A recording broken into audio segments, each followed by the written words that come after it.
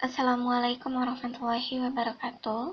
Kami dari kelompok 2 akan menjelaskan tentang sejarah dan karakteristik filsafat. Kami dari kelompok 2 beranggotakan Nidia Oktadila, Novia Savitri, Okta Putri Nupus, Rafni Erliza, dan Ridya Fajria. Untuk bagian pertama, definisi filsafat akan dijelaskan oleh Nidia Oktadila. Kepada Nidia, disilahkan. Yang pertama, kita bahas definisi dari filsafat. Ada beberapa pendapat para ahli tentang definisi filsafat itu sendiri. Secara harfiah, filsafat berarti cinta akan kebijaksanaan. Dalam bahasa Inggris disebut dengan filosofi, dalam bahasa Yunani disebut dengan philosophia, yang artinya cinta akan kebijaksanaan, yang berasal dari kata philos yang artinya cinta, atau philia yang artinya persahabatan, dan sophos yang artinya kebijaksanaan, pengetahuan, keterampilan, pengalaman praktis, dan intelijensi. Sedangkan menurut Plato, filsafat sebagai pengetahuan segala sesuatu yang ada. Namun, menurut Aristoteles, filsafat itu sebagai ilmu yang menyelidiki sebab dan asas segala benda. Sedangkan menurut Abu Bakar Ajih, filsafat adalah pengetahuan tentang sesuatu yang maha agung dan usaha memahaminya. Sementara menurut Al-Farabi, filsafat adalah ilmu pengetahuan tentang alam maujud dan menyelidiki hakikatnya. Lalu, menurut Immanuel Kant, filsafat sebagai ilmu dasar dan pangkal segala pengetahuan yang mencakup persoalan-persoalan metafisika yang menjawab pertanyaan apa yang dapat diketahui oleh manusia. Sedangkan menurut Montesquieu, filsafat itu adalah suatu usaha memberi suatu konsep akliyah tentang alam semesta serta tempat manusia di dalamnya. Sedangkan menurut Harold Titus, filsafat yang ia kemukakan ada beberapa, yaitu suatu sikap tentang hidup dan alam semesta, suatu metode berpikir reflektif dan penyelidikan rasional, seperangkat masalah, suatu perangkat teori atau sistem pemikiran. Dari beberapa definisi yang telah dikemukakan oleh Titus, terlihat bahwa kajian filsafat itu cukup rumit, sehingga Titus memberikan definisi yang variatif, sesuai dengan persoalan yang tengah ia hadapi. Sedangkan menurut Sadruddin Shirazi, filsafat adalah usaha menafsirkan berdasarkan akal pikiran dan seluruh alam semesta secara sistematis dan bertujuan ke arah pemikiran filosofis, seperti membahas tentang Tuhan, tentang berbagai macam hal, serta segala sesuatu yang mungkin terjadi. Lalu, menurut Fuad Hasan, filsafat sebagai suatu ikhtiar manusia untuk memahami berbagai manifestasi kenyataan melalui upaya berpikir sistematis, kritis, dan radikal yang dimulai dari suatu akar persoalan sehingga mencapai kesimpulan-kesimpulan yang universal. Kemudian menurut Rijarkara, bahwa filsafat itu merupakan pikiran manusia yang radikal, meninggalkan pendirian dan pandangan menerima saja, dengan memperlihatkan pandangan yang berakal dan bersikap praktis. Dari beberapa definisi yang telah diuraikan tersebut, telah dirumuskan oleh Laurent Bagus menjadi beberapa definisi pokok yang secara substantif sebagai berikut. Yang pertama, upaya spekulatif untuk menyajikan suatu pandangan sistematik serta lengkap tentang seluruh realitas. Yang kedua, upaya untuk melukiskan hakikat realitas akhir dan dasar serta nyata. Yang ketiga, upaya untuk menentukan batas-batas dan jangkauan pengetahuan, sumber, hakikatnya, keabsahannya, dan nilainya. Yang keempat, penyelidikan kritis atas pengandaian-pengandaian dan pernyataan-pernyataan yang diajukan oleh berbagai bidang pengetahuan. Yang kelima, disiplin ilmu yang berupaya untuk membantu Anda melihat apa yang Anda katakan dan untuk mengatakan apa yang Anda lihat.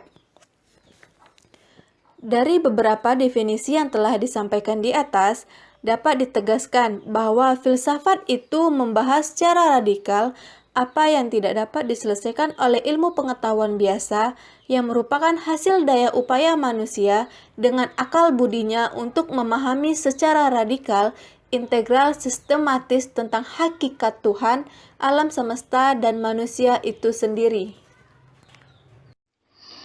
Terima kasih kepada Saudari Nidia yang telah menjabarkan tentang definisi filsafat. Selanjutnya, kita lihat tentang sejarah timbulnya filsafat. Bagian yang pertama adalah asal-usul filsafat itu sendiri.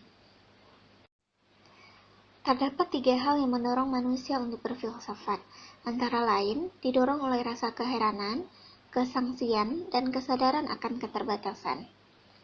Yang pertama, keheranan.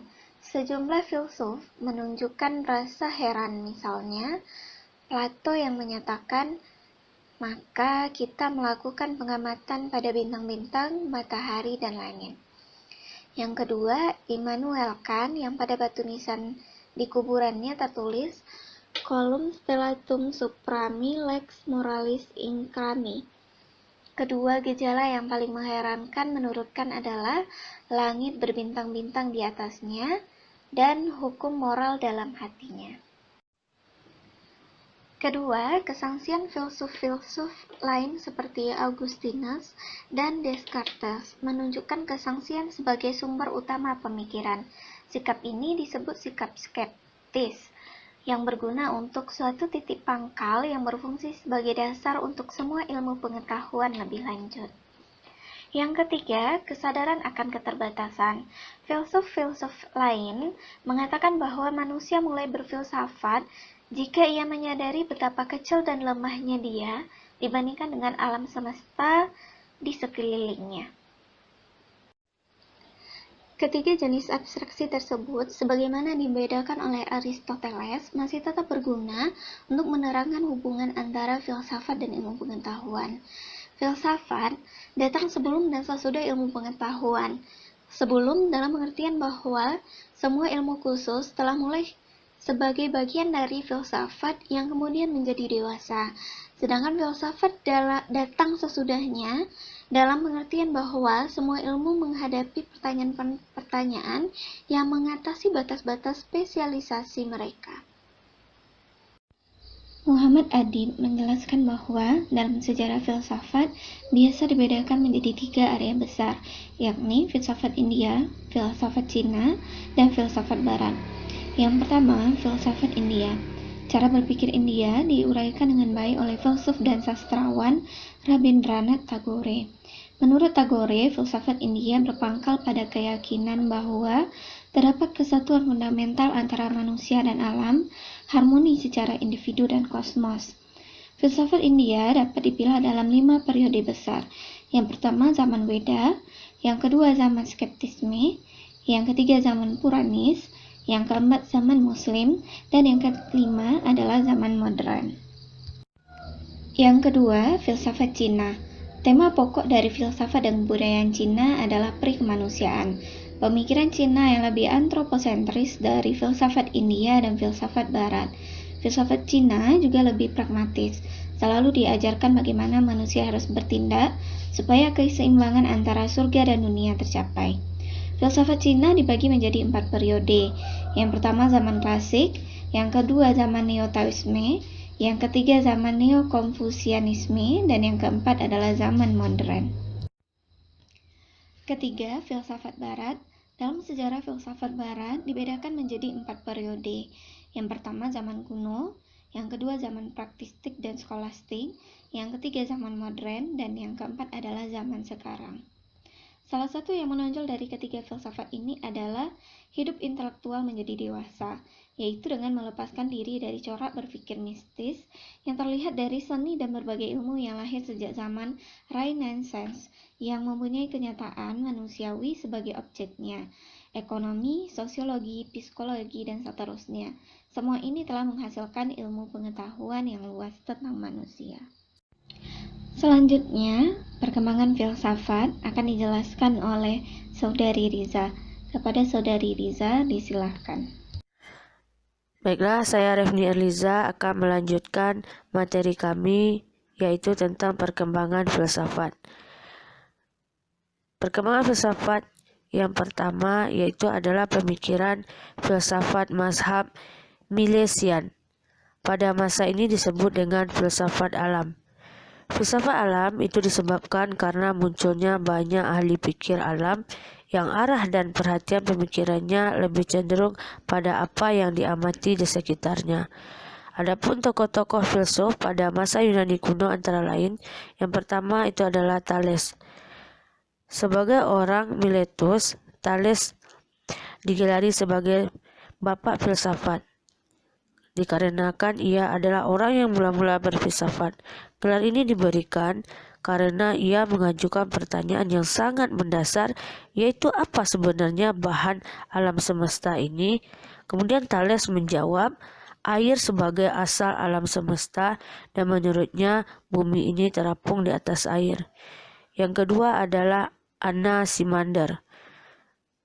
Anaximander berpendapat bahwa benda pembuat dunia yang asli adalah apeiron, yaitu suatu substansi yang tidak memiliki batas atau definisi. Anaximander percaya bahwa bumi berbentuk bulat silindris, kedalamannya sepertiga dari lebarnya, sehingga bumi seperti drum. Ia juga berpendapat bahwa makhluk pertama yang hidup dilahirkan dalam kelembaban yang melekat pada kulit kayu yang berduri dan kemudian mengalami perkembangan kehidupan organik. Yang ketiga adalah Anaximenes. Anaximenes mengajarkan bahwa bumi datar dan melayang di udara, bahwa bintang-bintang ditanam seperti paku dalam kristal, dan benda-benda langit bergerak mengitari bumi seakan-akan seperti topi yang mengitari kepala kita. Yang keempat adalah Pythagoras. Aristoteles mengatakan bahwa Pythagoras percaya bahwa angka bukan unsur seperti udara dan air, tetapi merupakan prinsip semua benda. Pythagoras mengatakan bahwa angka adalah materi dan makna kosmos. Ia berpendapat bahwa ganjil dan genap secara bersama-sama menghasilkan kesatuan, dan kesatuan itu menghasilkan angka yang merupakan sumber dari semua benda. Yang kelima adalah Heraklitus. Heraklitus menyatakan bahwa alam semesta selalu dalam keadaan berubah, dari yang dingin ke yang panas dan begitu sebaliknya. Pernyataan ini mengandung pengertian bahwa kebenaran selalu berubah. Yang keenam adalah Parmenides. Parmenides mengakui adanya pengetahuan yang tidak tetap dan berubah-ubah. Menurutnya, pengetahuan budi itu sangat utama karena ia beranggapan bahwa pengetahuan indera dianggap keliru belaka. Ia mengajarkan dua jalan utama bagi manusia, yaitu jalan kebenaran dan jalan pemikiran. Yang ketujuh adalah Zeno. Zeno berpendapat bahwa realitas adalah satu, tidak berubah dan tidak bergerak, dan realitas dipahami dengan benar oleh nalar, bukan indera. Perkembangan selanjutnya adalah perkembangan zaman Yunani kuno. Filsafat Yunani kuno itu muncul dari pengaruh mitologi, mistisisme, matematika, dan persepsi yang kental dengan spekulasi. Kebudayaan mereka kaya dan kreatif. Secara umum, karakteristik filsafat Yunani kuno adalah rasionalis, yaitu suatu pemahaman tentang sebuah pengetahuan yang lebih mengutamakan akal atau logika. Terima kasih kepada Saudari Riza. Selanjutnya, filsafat di dunia Islam akan dijelaskan oleh Saudari Novia. Kepada Novia, disilahkan. Baiklah, saya Novia Safitri akan melanjutkan presentasi dari teman saya, yaitunya tentang filsafat di dunia Islam, filsafat barat modern, dan objek materi filsafat. Sekarang kita lihat yang C, filsafat di dunia Islam. Awal mula berkembangnya filsafat di pesisir Samudra Mediterania bagian timur pada abad ke-6 Masehi dapat kita lihat dengan adanya pertanyaan-pertanyaan untuk menjawab persoalan seputar alam, misalnya tentang manusia dan Tuhan. Dari Mediterania bergerak menuju ke Athena yang menjadi tanah air filsafat itu sendiri. Filsafat Islam merupakan filsafat yang seluruh filsufnya adalah Muslim. Para filsuf dalam filsafat Islam ini bernafas dan hidup dalam realita Al-Quran dan Sunnah. Ada beberapa perbedaan besar antara filsafat Islam dengan filsafat lainnya. Yang pertama misalnya, meski semua filsuf Muslim menggali kembali karya-karya filsafat Yunani, namun kemudian setelah mereka mendapatkan informasinya, mereka tetap menyesuaikannya dengan ajaran Islam. Kemudian perbedaan yang kedua, Islam ini adalah agama tauhid. Maka jika dalam filsafat lain masih terdapat atau masih ada yang mencari Tuhan, maka dalam filsafat Islam justru Tuhan itu sudah ditemukan. Sekarang kita lihat yang D, filsafat Barat modern. Pada zaman modern, tokoh pertama filsafat adalah Descartes.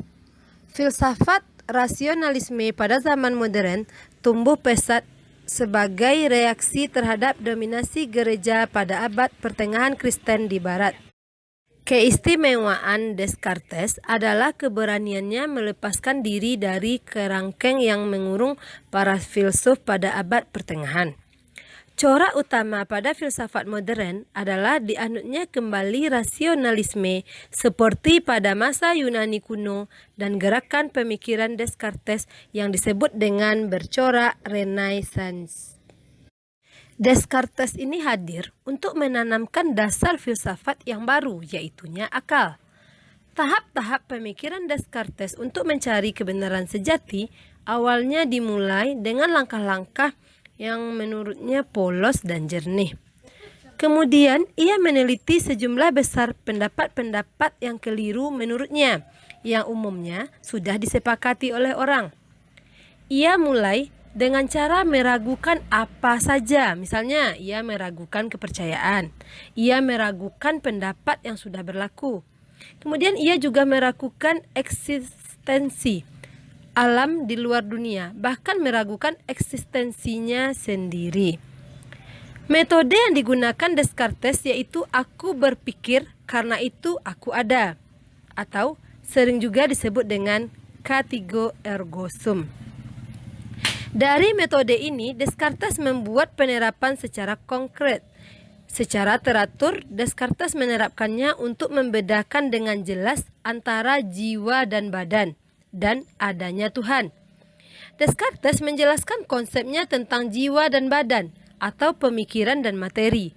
Realisasi Descartes bahwa ia tidak dapat meragukan bahwa ia ada sebagai substansi berpikir, meskipun ia ragu bahwa ia memiliki raga, meyakinkannya bahwa pikiran dapat terpisah dan materi. Dari sifat keraguannya inilah akhirnya Descartes mendapat kepastian bahwa ia adalah suatu yang berpikir, dan dari sini ia menjadikannya dasar untuk membangun pengetahuan. Argumennya tentang eksistensi Tuhan dimulai dengan kesadaran akan dirinya sendiri sebagai yang ada, yang keraguannya tidak sempurna, namun mampu membuat gagasan tentang Tuhan sebagai wujud yang sempurna. Pada filsafat modern juga dikenal dengan positivisme yang dikemukakan oleh Comte. Pada dasarnya, positivisme adalah sebuah filsafat yang meyakini bahwa satu-satunya pengetahuan yang benar adalah yang didasarkan pada pengalaman aktual fisikal. Positivisme juga disebut sebagai aliran yang menyempurnakan empirisme dan rasionalisme. Dengan kata lain, ia menyempurnakan metode ilmiah dengan memasukkan perlunya eksperimen dan ukuran-ukuran. Jadi, positivisme mengajarkan bahwa kebenaran ialah yang logis, yang ada bukti, empirisnya yang terukur. Kita lanjutkan yang E, objek materi filsafat. Berdasarkan dari uraian tentang definisi filsafat yang telah dipaparkan terlebih dahulunya, terlihat bahwa lapangan yang dijelajahi filsafat ternyata cukuplah luas, karena sasarannya mencari hakikat sesuatu dari segala realitas yang ada. Objek materi merupakan segala sesuatu yang menjadi problem filsafat, atau yang dipermasalahkan oleh filsafat dan yang dipermasalahkan di dalam filsafat itu sendiri. Material filsafat yang sangat luas itu meliputi segala pengetahuan manusia dan apa saja yang ingin diketahuinya. Karena filsafat itu berpangkal pada pikiran manusia secara radikal dan sistematik terhadap seluruh alam, maka materi filsafat juga termasuk alam dan pemikiran itu sendiri. Objek materi filsafat selalu berkembang sejalan dengan perkembangan pemikiran manusia. Objek yang selama ini menjadi pembahasan agama berkembang menjadi pembahasan filsafat, seperti adakah Tuhan itu, siapakah Tuhan itu, kemudian apa dan siapa manusia, apakah hakikat dari segala realitas, kemudian apakah arti dan substansinya, itu juga sudah menjadi objek kajian filsafat. Ewing menjelaskan bahwa sasaran pokok dari filsafat adalah kebenaran, materi, budi, hubungan materi dan budi, ruang dan waktu, sebab, kemerdekaan, monisme lawan pluralisme, dan Tuhan. Objek forma filsafat adalah mencari keterangan yang membahas secara mendalam tentang segala objek material filsafat. Dengan demikian, jelaslah bahwa objek filsafat itu ada dua bentuk, yaitunya materi dan forma. Objek material meliputi hakikat Tuhan, alam dan manusia, ataupun sesuatu yang ada dan yang mungkin ada. Sedangkan objek forma meliputi pencarian keterangan secara radikal tentang objek material filsafat yang ada. Hal inilah yang membedakan antara filsafat dengan ilmu pengetahuan lainnya. Pada objek materinya sama, sedangkan objek formanya berbeda. Namun demikian, aspek materinya sedikit berbeda. Objek ilmu hanya manusia dan alam, sedangkan filsafat mencakup juga masalah Tuhan atau metafisika. Itulah yang dapat saya sampaikan. Terima kasih dan dilanjutkan oleh rekan saya. Terima kasih kepada Saudari Via. Selanjutnya, untuk karakteristik filsafat akan dijelaskan oleh Saudari Rida. Kepada Rida, disilahkan.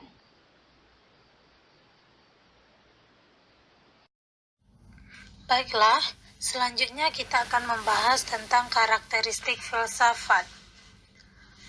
Karakteristik dasar filsafat dikemukakan oleh Jan Hendrik Rapar, di mana setidaknya ada 5 hal tentang karakteristik dasar filsafat ini. Yang pertama yaitu berpikir radikal. Yang kedua yaitu mencari azas. Yang ketiga memburu kebenaran. Yang keempat, mencari kejelasan, dan yang kelima, berpikir rasional. Baiklah, kita akan membahas satu persatu tentang karakteristik dasar dari filsafat. Yang pertama, berpikir radikal. Berpikir secara radikal adalah karakter utama dari filsafat. Karena filsafat berpikir secara radikal, maka ia tidak akan pernah terpaku hanya pada fenomena suatu identitas tertentu. Ia tidak akan pernah berhenti hanya pada suatu wujud realitas tertentu.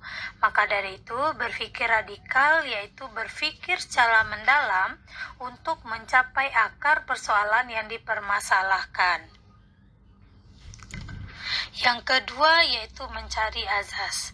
Karakter filsafat berikutnya yaitu mencari azas yang paling hakiki dari keseluruhan realitas, yaitu berupaya menemukan sesuatu yang menjadi esensi realitas. Dengan menemukan esensi suatu realitas, maka akan diketahui dengan pasti dan menjadi jelas keadaan realitas tersebut. Oleh karena itu, mencari azas adalah salah satu sifat dasar atau karakteristik filsafat. Yang ketiga yaitu memburu kebenaran. Berfilsafat berarti kita memburu kebenaran tentang segala sesuatu. Kebenaran yang hendak dicapai adalah kebenaran yang tidak meragukan. Oleh sebab itu, ia selalu terbuka untuk dipersoalkan kembali dan diuji demi meraih kebenaran yang lebih hakiki. Dengan demikian, dapat ditegaskan bahwa kebenaran filsafat tidak pernah bersifat mutlak dan final, melainkan terus bergerak dari suatu kebenaran menuju kebenaran yang baru yang lebih pasti. Nah, kebenaran yang baru ini harus bersifat terbuka juga untuk diuji dan dikaji lagi sampai kita menemukan kebenaran yang lebih meyakinkan. Berarti dengan demikian terlihat bahwa salah satu karakteristik filsafat adalah senantiasa memburu kebenaran. Yang keempat yaitu mencari kejelasan. Mencari kejelasan berarti berfilsafat, berarti berupaya mendapatkan kejelasan mengenai seluruh realitas.